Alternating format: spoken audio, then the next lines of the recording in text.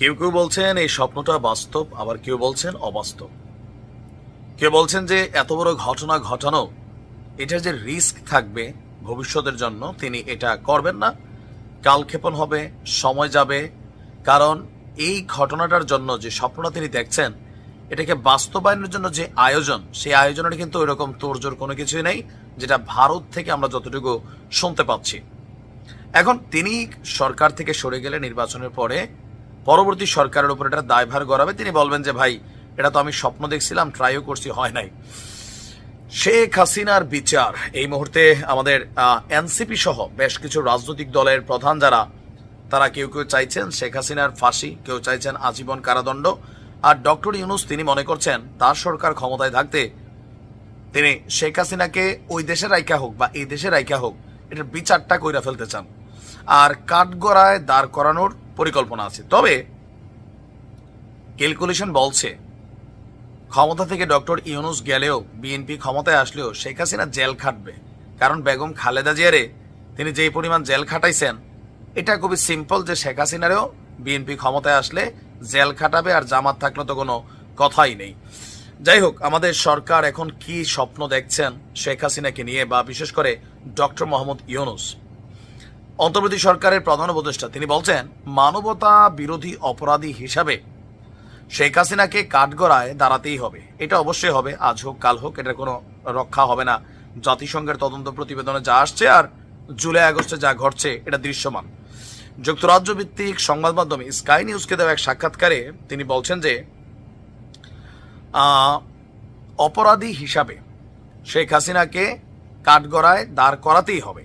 তিনি কিন্তু তাকে ফেসিস্ট, খুনি হাসিনা, পলাতক এইসব শব্দ ব্যবহার করেন নাই। গণমাধ্যমের রিপোর্টটা বলছে, তিনি বলছেন মানবতা বিরোধী অপরাধী হিসাবে সাবেক প্রধানমন্ত্রী, তিনি পোলাইট শব্দ ইউজ করছেন। তিনি বলছেন যে বিচারের মুখোমুখি করা হবে তার সহযোগীদেরও। শেখ হাসিনাকে বিচারের মুখোমুখি করার জন্য যথেষ্ট প্রমাণ সরকারের কাছে আছে, কিন্তু তিনি বাংলাদেশে এই মুহূর্তে শারীরিকভাবে উপস্থিত নেই। তাই প্রশ্ন হলো, আমরা কি তাকে বাংলাদেশে ফিরিয়ে আনতে পারবো নাকি পারবো না? এইটা নির্ভর করছে ভারতের উপর এবং আন্তর্জাতিক আইনের নির্দেশনার উপর।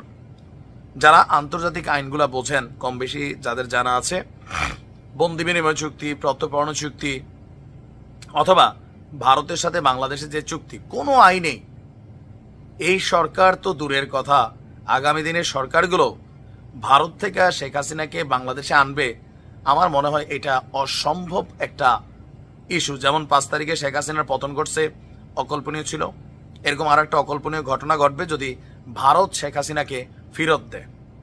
তো তিনি বলছেন যে তাকে ফেরত দিতে আনুষ্ঠানিকভাবে ভারতকে জানানো হয়েছে, আর এই খবরের অপেক্ষায়, মানে এই জবাবের অপেক্ষায় আছে বাংলাদেশ। ভারত এইটা বিষয়টাকে তেমন পাত্তা দেয়নি। আপনি যদি ভারতের পররাষ্ট্র মন্ত্রণালয়ের বক্তব্য শোনেন, জাহিদ সওয়ালের যে বক্তব্যগুলো ছিল লাস্ট ভেরিয়াস টাইম, তিনি বলছিলেন যে, বা হিন্দুস্তান টাইমসের যে প্রতিবেদনগুলো, যে এটা একটা চিঠি আকারে আসছে, নর্মাল একটা ফর্মালিটিস, ওই ফর্মালিটিস ভারত সরকার মনে করছেন এটার জবাব দেওয়া খুব গুরুত্বপূর্ণ।